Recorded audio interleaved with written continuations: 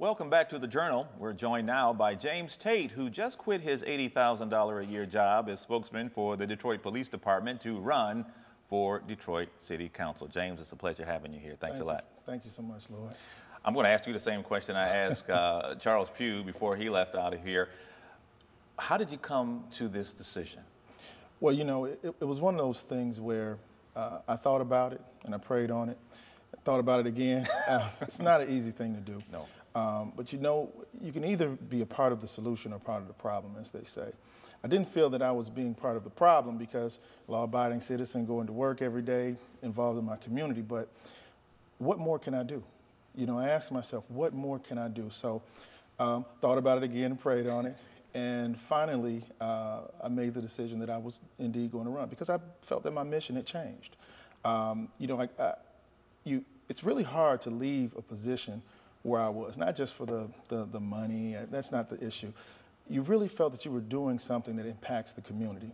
You know, I always said that I tried to hold myself in the most professional manner possible, have the integrity that I brought to the table. But when you leave a position like that, you also realize that you're now going to have to go and do something else. And what I felt was I can impact the community in a much more broad range on the city council as an elected official. What do you say to citizens who see you on TV, and a lot of them think you're a police officer? Let's just get that out of the way. This was a civilian position that you were in. Yes, it was a civilian position. And so you have people who may say, well, he was there during the scandal with the mayor and the former police chief, Ella Bully Cummings. Can we trust him? But they're separate. It's a whole separate deal. Yeah. Well, one thing you got to understand is, you know, I did survive the cut, if you will. Yes. So the transition, and I think that it wasn't because of who I knew. It was strictly based on my job performance. I went in and I was someone who saw that I had a goal, and my goal was to, again, boost up this city. From that perspective, look at my department and see what nuggets of hope that I can pull out. And I did my best to express that. But again, you know, as a civilian, it was always important and ironic for me to see how officers would come up to me and say, you know, you do a great job. You know, I always wanted to represent them as best as possible. Because when you having to deal with us, you're dealing with us every day. You guys are easy. You guys are easy. You should see how it is in law enforcement, you know, because a lot of law enforcement agencies are very territorial. You know, so I had to get in there and navigate those personalities. And, you know, I would put together press conferences. I would work with the chief of police and do a number of different things where you had to really juggle the different personalities and the different territorial issues. And I think you'd be hard-pressed to find anyone who had a negative opinion of me. What do you see as the biggest problem?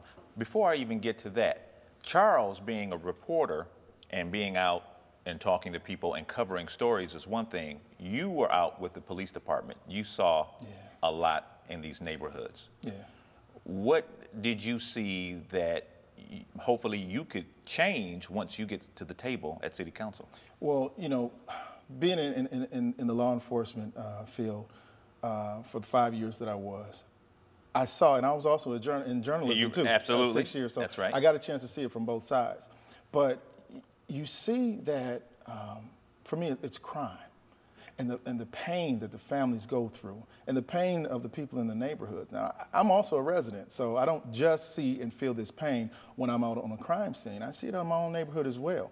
You know, when I moved over into the place where I live now, my wife and I, we felt that we moved into our dream home. We had an opportunity to leave like a lot of other folks. We saw that the housing, the prices were dropping outside of the city as well. So here you have two professional, young, college-educated folk, no kids. So we have no baggage whatsoever. But we decided to hunker down and stay here in the city of Detroit because we love this place. And there were some issues that were taking place in my own neighborhood. And instead of me turning my back on it or just simply calling, you know, for reinforcement, I got out there. It was a lot of young boys who were misdirected, misguided. And me, along with 3 other gentlemen in the neighborhood, we pulled these young guys together, and every Sunday at 4 o'clock, we would have meetings with them. Or we would mentor, we would talk about job opportunities. I'm happy to say one of the most wonderful opportunities that I had, or wonderful revelations, is November, election day last year, I got a knock on my door. And it was 3 guys, and they're knocking on my door. They're so excited, knocking on my door. Who is it? And it's 3 of those guys. It was 13 of them, 3 of the guys. And the only thing they did was pointing at the I voted sticker. These guys never voted before in their lives. Oh, so that, I mean, just felt so good. And this is some of what I want to help express and spread out throughout the city. You know, when you talk about, you know, people ask me all the time, why did you run? Why are you deciding to run? You know, I think that it can be described by 3 words: my commitment, my compassion, and the necessity. You know, my commitment, again, we could have chosen to go anywhere. Yeah. Anywhere. Absolutely. But if we leave this city, folks like us, who are we leaving the city to? Compassion. You can only see dead bodies and pain and hurt and suffering and stress for so long before you ask yourself, what more can I do? And then the necessity, if not me, then who? You talked a little bit about the young people that you were mentoring in your own neighborhood. Also, as a police spokesman going out to crime scenes and things, you saw, I'm sure, a lot of young people who had left us, who are not here anymore. A lot of young people who had no respect for authority, had no respect for the police department. As a city council member, how can you work with young people to try to help them get back on track? Because that's an issue we have as well. Yeah, it's huge. You know, I think part of the issue for me is we have people in elected office right now who are pretty much sitting on their hands. I believe that the biggest issue in our community right now is the lack of family, the lack of a sense of a family. You know, there were a lot of people, if you go back in generation after generation, we were poor. There's a lot of folks who were poor. But you didn't have a situation where you had a young person who would be willing to kill you to take your things. You can go over to the poorest countries in the world, and they won't kill you, but they'll beg you, you know, and ask you for things, but they won't kill you. So what did we lose along the way? There's a lot of programs out there, a lot of programs. And I believe that our elected officials need to be the advocates to point people in the right direction. You have to identify these programs, one of which is the Young Youth Initiative Project, for the Neighborhood Services Organization. These young people came to me when I was at the Detroit Police Department because they felt that it was a huge issue of celebratory gunfire at the end of the year. And they were afraid. These are a group of young people. No one had ever paid them any attention, never. First thing I did was I marched up to the chief of police and said, this is something that we have to do. At the time, it was Chief Bully Cummings, and she was very open to it. And we continued this, and we're doing it still to this day. Well, I keep saying we. I just left Friday, so I got to get that out of my system. But one other thing that I did before we go, I started, along with another officer, a program called C2Y in the Detroit Police Department. C2Y stood for Cops Caring for Youth.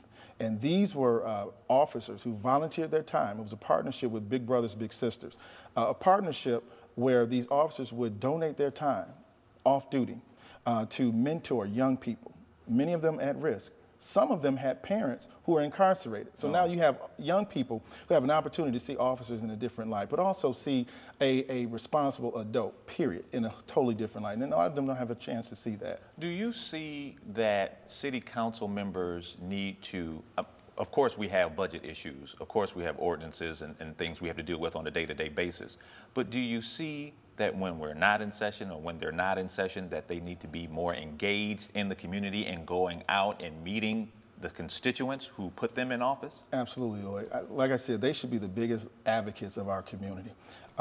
You see it, I see it. Everyone sees what's going on in the community. It's not about these big box ideas when you start talking about the Cobos and the train station. Not to say that those aren't important, but when you don't have, you know, a couple of weeks ago, we had 17 people shot in one day.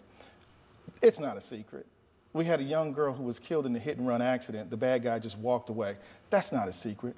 Why don't we have our elected officials sounding the alarm, saying, folks, this is a problem. What are we going to do? Because one person is not going to change it. I think Charles even said it himself. One person cannot change it. We need to work together to solve every issue. And I go out and I talk to citizens and I say, well, what are some of the things that you would like to see changed in the city? And they put out a whole laundry list of things, you know. So there's definitely enough room for every one of us. So I'm excited about this race, and I can't wait to get out there. There are some who say we have people on the city council right now who have agendas on the council.